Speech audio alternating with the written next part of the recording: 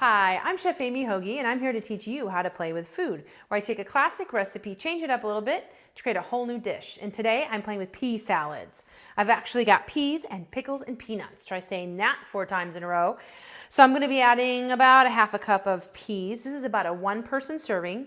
I do like the flavor combination, a little salty. These are some sweet pickles I chopped up. It's about 2 tablespoons of pickles. Then I've got some peanuts. I'm not going to put all those peanuts in there. I just want a little crunch in there, a little salty flavor. Again, when you're cooking, you want to add flavor. It's about flavor. It's not necessarily about the food. It's about adding the flavor to things. And then I'm going to add some cabbage. I like purple. Some purple cabbage. Again, they call it red. Why do they call it red? I don't know. It looks purple to me. Then I've got some salt. And then some pepper. I like finely ground pepper. Then I'm going to add a couple tablespoons of the mayonnaise. Hope it wasn't too loud for you. Just going to mix this all up.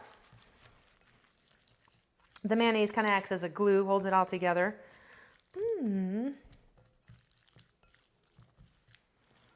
There we go. You can add less mayonnaise if you want. Totally up to you. You're cooking for yourself, so that's important.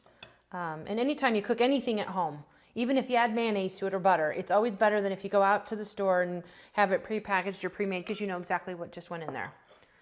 So here you go. Pea, pickle, and peanut salad. I'm Chef Amy Hoagie. Thanks for joining me. For more information, you can visit me on my website at chefamy with 2 e's.com.